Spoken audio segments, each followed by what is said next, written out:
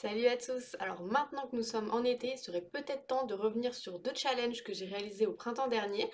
Un tout nouveau lancé par Flowfly, dont je vous attacherai la chaîne, qui est le Shiny Spring Challenge qui avait lieu du 1er mars au 30 mai et que j'ai personnellement fait traîner jusqu'à fin juin, vraiment jusqu'à l'été, parce que j'étais un peu en retard. Et le deuxième par Fantastasia qui était le printemps égyptien.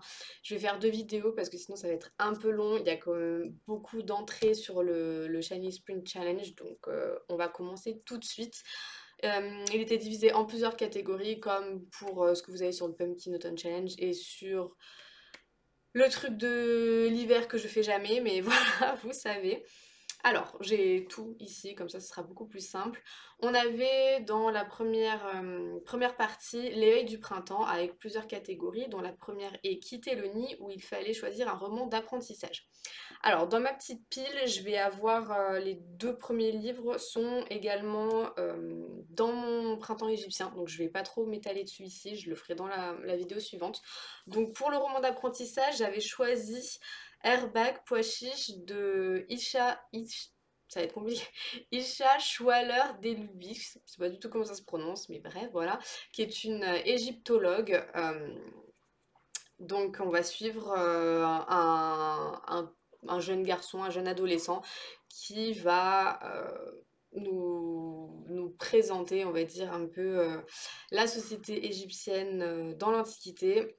Je ne crois pas qu'il y a des dates, il n'y a pas de date précise, mais on est dans l'Antiquité en tout cas, donc on va suivre des scènes de vie, on va, voilà, dans ce tome-là, puisqu'il y en a deux, on est vraiment plus dans des scènes de vie, et à la fin on va tendre vers la vie au temple, et dans le deuxième tome, on sera vraiment dans son apprentissage au temple. En tout cas, j'ai beaucoup aimé, mais je vous en reparle juste après.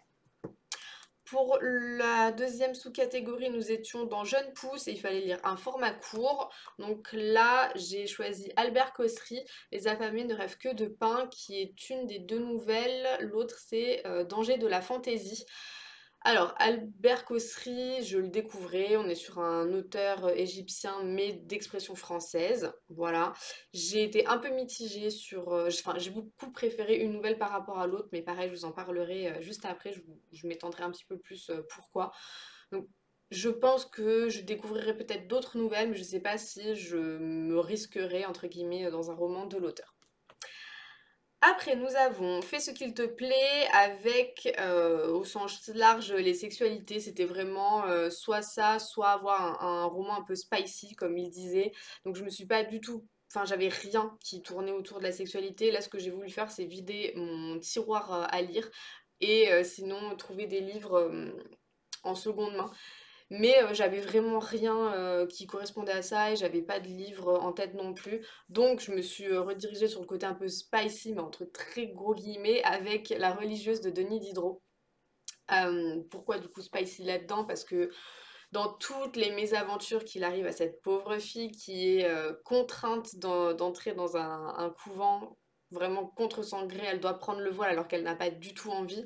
À la toute fin, il y a une mère supérieure, je crois. Franchement, les hiérarchies au sein de l'église, je n'ai aucune idée de comment ça marche. Je sais plus exactement qui elle est, mais bref, abuse d'elle et a abusé d'autres jeunes filles avant. Donc voilà, c'est vraiment, c'est comment dire, c'est forcément daté en termes d'écriture, mais moi ça ne me dérange pas.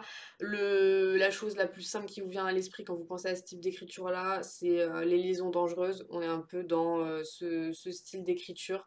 J'ai beaucoup aimé, ça se lisait très facilement. Euh, mais c'est vrai que la pauvre, il y a, y a tout qui lui tombe dessus et on aurait envie de la voir se révolter plus. Mais en même temps, elle est dans ce... Dès qu'elle se révolte, il lui arrive d'autres malheurs et il y a une espèce de résignation qui se met là-dedans. Pour autant, on est sur une femme qui veut absolument retrouver sa liberté, qui ne veut pas se taire et qui ne veut pas s'enterrer. Donc c'était très intéressant de ce point de vue-là. Très, très facile d'accès, je trouve, même si l'écriture est datée, ce n'est pas compliqué à suivre en tout cas, donc tout le monde peut le lire. Ensuite, nous avons Bouquet de tulipes. Là, il fallait choisir une couverture colorée et j'ai trouvé ce petit roman dans un vide-grenier. C'est un David Funkinos, Le mystère Henri Pic. Alors j'avais déjà lu quelques ouvrages de l'auteur que j'aimais beaucoup, mais ça faisait vraiment des années. Donc je voulais en relire un et je suis tombée sur celui-ci qui était sorti au cinéma il n'y a pas si longtemps que ça, mais je n'avais pas vu le film. En tout cas, j'ai beaucoup beaucoup aimé l'ouvrage. On est vraiment sur une galerie de personnages. On est sur une jeune éditrice qui, avec son compagnon qui lui est auteur, vont partir, vont retourner sur ses terres natales en Bretagne à elle pour pouvoir puiser l'inspiration, on va dire, puisque là il est un peu sur le syndrome de la page blanche. Et ils vont tomber sur une bibliothèque qui reprend une idée d'un auteur américain, qui est la bibliothèque qui recueille tous les livres refusés par des éditeurs. Donc ils se disent là-bas, ils peuvent peut-être trouver une petite pépite à publier, etc. Enfin, c'est vraiment dans un esprit bon enfant qu'ils y sont allés.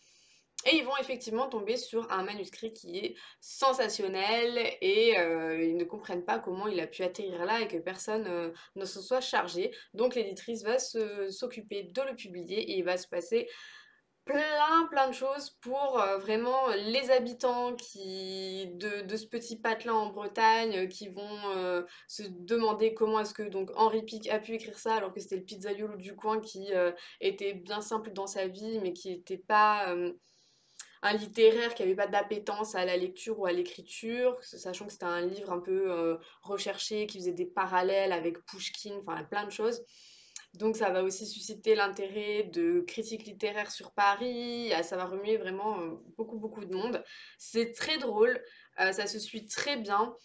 C'est un peu un livre d'enquête feel good parce qu'il n'y a rien de dramatique derrière en fait. Donc ça peut faire penser un peu aussi à ce que Joël Dicker peut faire pour ceux qui ont un peu plus ces références-là. Vraiment un livre qui se suit. Voilà, qu'on tourne les pages, on voit pas le temps passer. Très agréable et je vous le recommande chaudement. Je sais pas dans quelle mesure le film a pu rendre tout ça parce qu'il y a quand même beaucoup de personnages à l'intérieur et il y a beaucoup de vie en parallèle qu'on va suivre. Mais en tout cas dans le livre c'est vraiment très bien exploité. Ensuite, nous avons l'autre catégorie qui est le printemps changeant avec la sous-catégorie Giboulée de mars où il fallait lire un livre avec une couverture, avec de la pluie, des nuages, de l'eau. Là, j'ai choisi les Louisiades que j'avais commencé de Camões, que je n'ai toujours pas terminé, je crois. J'ai même pas lu quelques lignes lors de ce challenge parce que j'ai eu un peu plus de mal à lire ces derniers mois pour plein de raisons. Mais il est toujours en cours, surtout que je le lis en portugais, donc ça prend un peu plus de temps. Donc celui-ci, je n'ai pas pu terminer. Nous avons ensuite regardé Les cerisiers fleurir. Là, on est sur un roman choral, Amitié. Et j'ai choisi Une banale histoire de Tchekhov, que j'ai aussi trouvé dans un vide-grenier. Là, on est sur l'amitié entre une jeune femme et un homme un peu plus âgé. Euh, Honnêtement, il n'y a pas grand-chose à résumer de celui-ci, ça se lit vite. Pour moi, c'est agréable parce que j'adore la littérature russe, donc on retrouve un peu ces schémas-là. Mais c'est un peu triste tout de même parce qu'on est sur enfin, cet homme qui vieillit, qui contemple un peu sa vie passée, et cette jeune femme qui est complètement insouciante et voilà, on sent qu'il y a vraiment, ils sont en parallèle les deux et c'est presque qu'on se demande comment est-ce que lui peut être aussi bienveillant envers elle. Elle, c'était la fille d'un de ses meilleurs amis, si je dis pas de bêtises, je pense que c'est ça parce que je l'ai lu au tout début du challenge. Et des fois, c'est un peu, oui, c'est un peu, ils disent que c'est cruel. Ils disent une nouvelle sombre et cruelle où bonheur et amour semblent inaccessibles. Un texte fort et vrai par l'un des plus grands écrivains dramatiques russes, l'auteur de La Mouette et la Ciserée. Donc c'est exactement ça en fait. C'est beau, mais en même temps on se dit quel dommage de toujours avoir ces vies gâchées par des petites choses comme s'ils se refusent eux-mêmes le bonheur, ils se refusent à vivre pleinement en fait. Donc voilà. Je vous le conseille également, même si je ne sais pas si ça plaira à tout le monde. On retrouve ensuite Ménage de printemps avec une relique de notre pile à lire. Alors là, je pense que je vais définitivement abandonner. Il y a beaucoup de livres dans ce que j'ai lu qui sont vraiment des reliques. Ça fait des années que je les ai et que j'ai enfin pu les lire. Donc on va dire que la catégorie est validée, mais je n'ai toujours pas terminé cet ouvrage et je vais vraiment arrêter parce que je m'acharne depuis 10 ans pour rien. C'est De l'angoisse à la méthode dans les sciences du comportement de Georges Devereux. Alors, c'est vraiment un ouvrage théorique, c'est quand j'étais étudiante en anthropologie. Non pas qu'il n'est pas intéressant, mais vu que je ne suis plus du tout dans mes recherches et que je pense pas y retourner avant bien ma retraite si elle tombe un jour, je ne il n'y a pas de ce côté pertinent qui me fait tenir à l'ouvrage, quoi. Je pense cette fois que j'ai dû quand même bien aller. Ouais, je pense avoir lu 125 pages, quelque chose comme ça, donc vous voyez, il en reste quand même beaucoup derrière. C'est un peu aride par moment parce que c'est vraiment un ouvrage théorique. Ça reste intéressant, mais voilà, c'est vraiment à lire quand vous êtes dans une démarche étudiante, une démarche de recherche, une démarche doctorale, peu importe. Mais c'est vrai que sinon, il n'y a pas trop de pertinence et donc je vais malheureusement m'en débarrasser. Ça fera 1 € quelque part. Je le laisse ici pour l'instant. Nous avons ensuite l'équinoxe de printemps et là il fallait lire un pavé. Alors sachant qu'il y avait quand même déjà d'autres pavés là-dedans, pareil, même si je n'avais pas lu celui-là, il aurait été validé. Et j'ai tout de même terminé Gros temps sur la 1, 2, 3, on va y arriver. Gros temps sur l'archipel de Vitorino Nemesio, qui est un auteur portugais né aux Açores, et c'est là que je suis partie en vacances au printemps. Donc c'était un ouvrage que je voulais vraiment me procurer pour mon voyage. On est sur un petit pavé qui fait 537 pages, donc quand même assez conséquent. C'est un auteur qui n'est pas très connu par chez nous. Je pense qu'on ne trouve que ce roman-là et un recueil de poésie. C'est par ça que je l'avais découvert. Euh, Très très intéressant. On est vraiment sur des romans fresques, un peu comme Zola. Ça m'a fait beaucoup penser à Essa de Queiroz avec Les Mayas, qui est un autre auteur portugais. On est sur la vie aux Açores de principalement deux familles, mais il va y avoir une galerie de personnages immense. Donc parfois ça peut être un peu dur à suivre sur qui est qui, on se retrouve où, etc. Mais on arrive quand même à resituer globalement. On va suivre surtout une jeune fille, Margarida, qui vit sa vie, voilà, elle a 18 ans, 18 ou 19 ans quand on commence l'ouvrage. Ça se déroule sur 2 années. Et elle s'ennuie à mourir sur son île.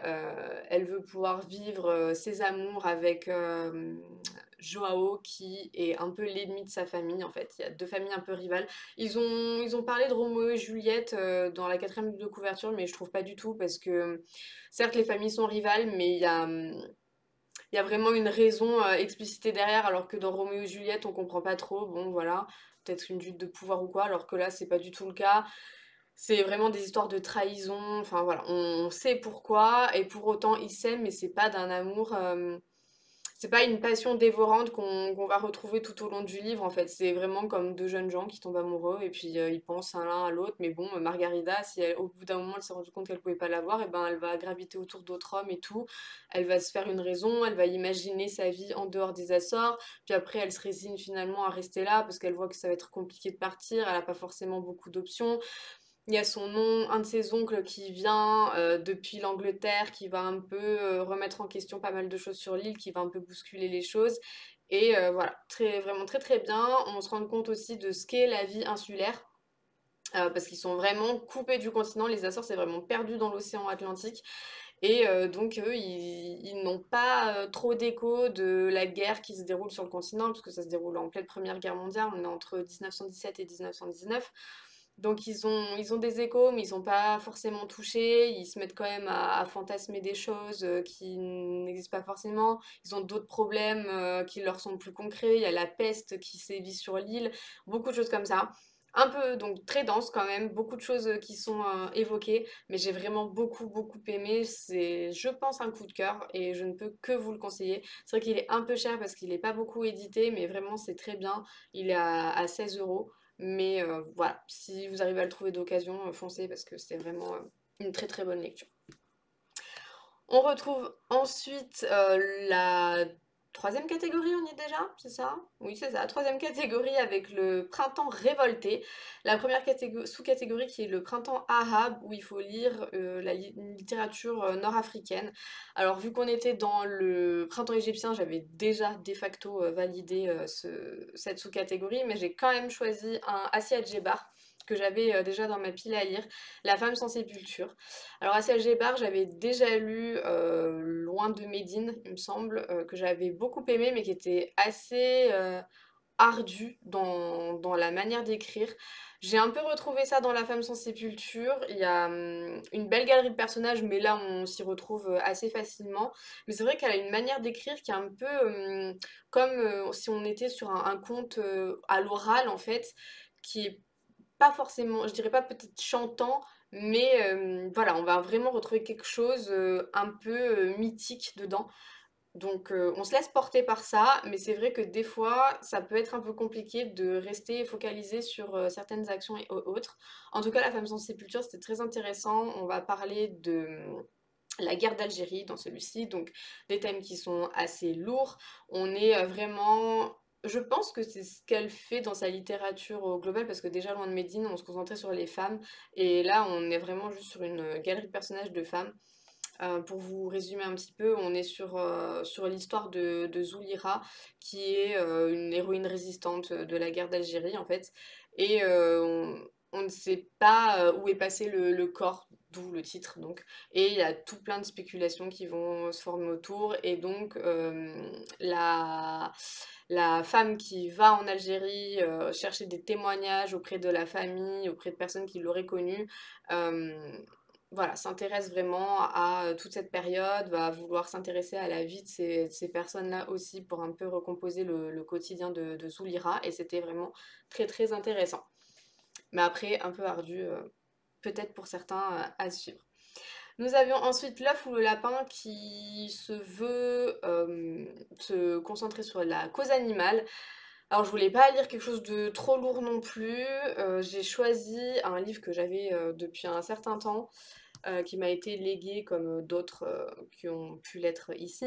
On est sur Les 9 vies du chat de Laurence Bobis, qui est un très vieil ouvrage édité chez Gallimard, je crois, c'est ça, mais qui est assez intéressant. On va parler du chat dans la mythologie, le chat, comment est-ce qu'il était perçu de l'Antiquité à nos jours, donc on va vraiment traverser beaucoup de périodes, et donc on va voir aussi que le chat a subi des sévices, que le chat a été connoté à certains moments négativement, notamment par rapport aux sorcières, enfin voilà, il y a eu vraiment des crémations de chats, enfin des trucs assez lourds, donc pour vous qui voulez dire quelque chose d'un peu plus léger, bon, il y avait de tout dans celui-ci, très intéressant, il est aussi beaucoup imagé, donc voilà, on retrouve des allégories, c'est principalement centré sur l'Europe tout de même, le chat au Moyen-Âge, dans l'Antiquité, etc. L'Antiquité, on va s'attarder un peu plus sur l'Égypte, la Mésopotamie, voilà, des choses comme ça, on peut le retrouver là en Égypte par exemple, donc on est un peu sur un fil rouge hein, avec ce printemps égyptien. Donc je sais pas si vous pouvez toujours le retrouver, en tout cas il était assez intéressant, on retrouve aussi voilà, le chat dans l'art ou avec des personnalités, voilà, chacun qui devient un peu gaga du chat, comment est-ce que d'un animal un peu utilitaire à l'origine, puisqu'il chassait les souris dans les greniers, un animal honni, comment est-ce qu'il est devenu maintenant un peu le roi du monde, hein, tout simplement.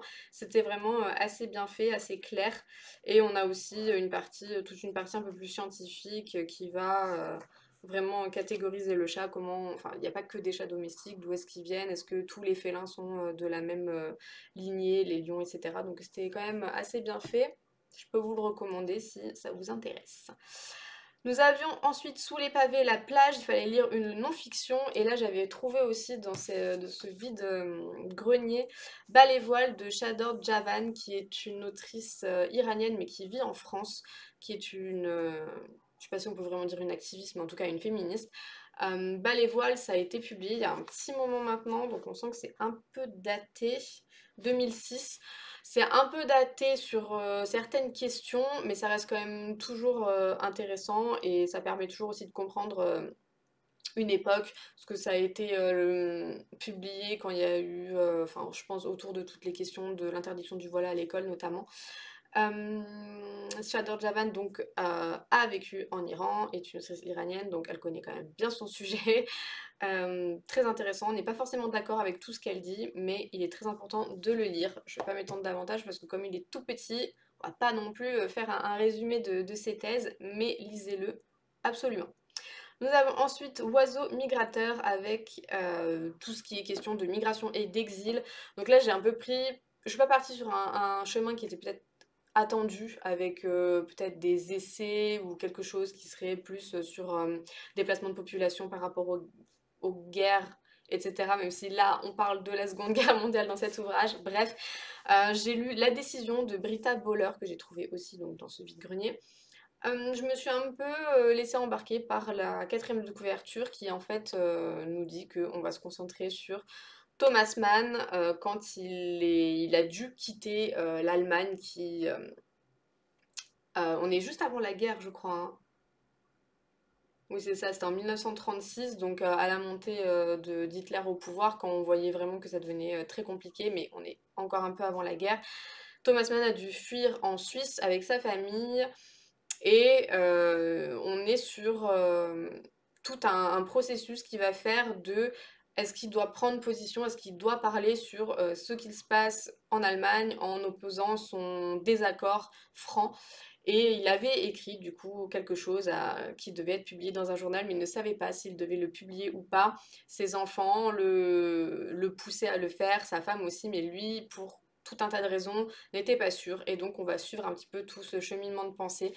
Très intéressant. Je ne sais pas dans quelle mesure c'est fidèle à la psychologie de Thomas Mann, mais en tout cas, ça m'a donné davantage envie de le découvrir, parce qu'il y a quand même quelques-uns de ses ouvrages qui sont sur ma liste depuis un petit moment. C'est un contemporain celui-ci, il a été publié en 2014, mais j'ai beaucoup aimé. L'écriture était très fluide, très facile d'accès. Si on ne connaît pas Thomas Mann ou tout son milieu, c'est quand même suffisamment contextualisé pour qu'on comprenne, donc pas du tout repoussant.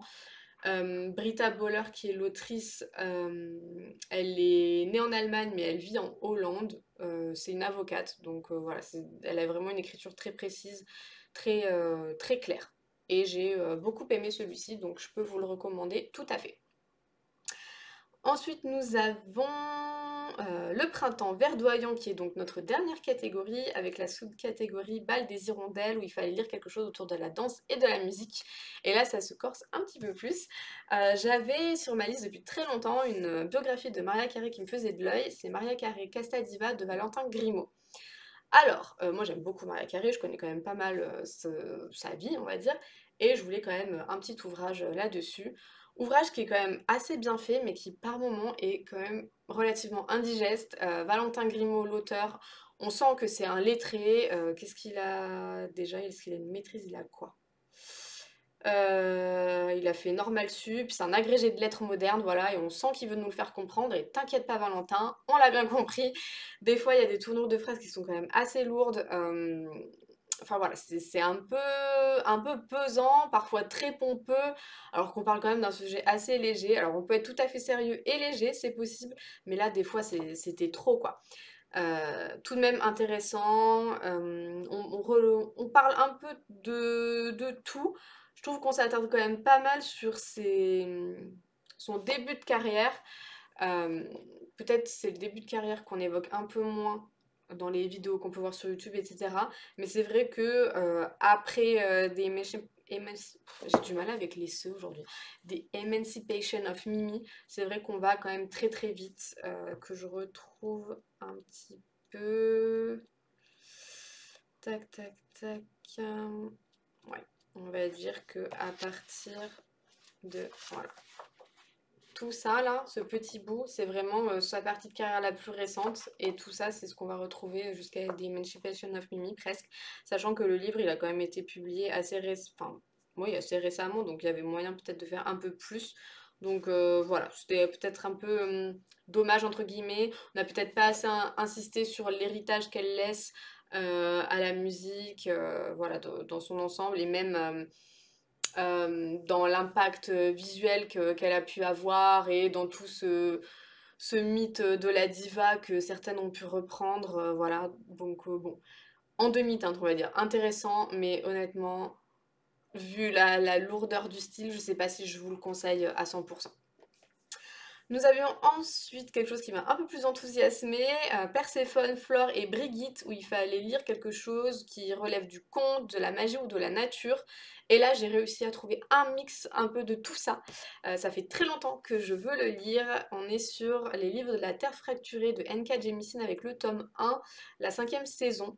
On est sur un ouvrage de science-fiction qui va nous placer l'action sur une planète qui vit de grands mouvements géologiques et il y a certaines personnes qui ont un peu des pouvoirs qui peuvent contrôler, on les appelle les orogènes si je dis pas de bêtises, qui peuvent contrôler vraiment toute cette puissance tellurique et qui peut la contenir ou qui peut au contraire la déchaîner. Donc on est sur des gens qui sont qui sont craints, qui sont chassés, qui sont parqués et qui sont contrôlés pour certains, voire tués pour d'autres. On va pas chercher, on va pas couper les cheveux en quatre, je ne sais pas, je dis n'importe quoi comme expression, bref. Très intéressant, très très bien. On suit trois histoires en parallèle qui vont faire sens sur la fin de l'ouvrage, qui vont toutes se recouper. Haletant, vraiment très très très bien. On est sur une présentation de la situation tout en longueur, un long développement, mais qui n'est pas du tout ennuyeux. Et j'ai vraiment hâte de lire la suite. Ça fait un petit moment qu'on en parle sur BookTube notamment, mais voilà, là on est un peu en perte de vitesse, j'ai l'impression qu'on en parle de moins en moins. Mais moi je le découvre que maintenant et je suis très contente, je vais lire la suite avec plaisir. Ensuite, un autre ouvrage un peu en demi-teinte, c'était... Là, c'est un peu une petite triche que j'ai eue, hein, à bicyclette, où il fallait lire un roadbook. Roadbook, moi j'ai pris sur ma couverture François 1er de Max Gallo qui est à cheval, donc il est complètement on the road. Voilà, ma petite triche, il en faut toujours. Max Gallo, je n'en avais jamais lu, beaucoup l'apprécient parce qu'il relate l'histoire de manière assez simple, assez ludique, vraiment quelque chose de feuilletonné. Et effectivement, c'est très feuilletonné, trop pour moi. Ça relève parfois du roman fiction, j'ai l'impression, parce qu'il fait parler Alors, il y a des vraies citations de lettres, etc. Mais des fois, ils nous donnent à voir un peu leur voix intérieure et on peut pas savoir ce qu'ils ont pensé, on peut pas savoir si un tel a rougi devant un tel, etc. Donc ça m'a un peu dérangé le fait de mélanger comme ça histoire et roman fiction. Je vais pas garder celui-ci. Ça c'est quand même très très bien lu. Les chapitres sont super courts par contre. On n'entre pas forcément dans tous les détails. Certains personnages clés sont un peu plus passés sous silence que d'autres, donc forcément il faut faire un choix, mais j'ai pas forcément compris tous les choix, et encore une fois, moi ce qui m'a dérangé c'est ce côté voix intérieure de certains personnages historiques qui brodent un peu, notamment quand on parle des femmes. Est-ce que on peut dire que elles se font discrètes par plaisir de se faire discrète pour valoriser cet homme ou quoi? Non, enfin je pense pas, elles subissent juste leurs conditions, leur situation et basta. Donc voilà, des petites choses comme ça qui m'ont dérangée. Mais je comprends pourquoi on peut aimer si on trouve que l'histoire ça peut être un peu trop aride. Je peux comprendre, mais c'est pas pour moi. Et enfin, le dernier ouvrage de ce challenge, vous voyez, c'est quand même assez long, assez conséquent. On est sur Brin de Muguet où fallait lire un livre en édition illimitée ou une rareté. Et j'ai choisi Le Don paisible de Mikhail Sholokov, qui est un ouvrage pareil, qui a été légué. Et Mikhail Sholokov, c'est un prix Nobel qui n'a écrit que ce livre-là, et j'ai l'impression qu'il est très dur à trouver. Je crois qu'il est édité encore dans une maison d'édition, mais il coûte 30-35 euros, quelque chose comme ça. Donc pas forcément facile d'accès pour tout le monde. Donc moi j'étais très contente de le trouver chez mes parents. Euh, on est sur une histoire, alors, qui va encore traiter des Cosaques. J'en ai lu quand même pas mal là ces derniers temps et j'ai beaucoup aimé, donc ça m'a replongé encore dans cet univers-là.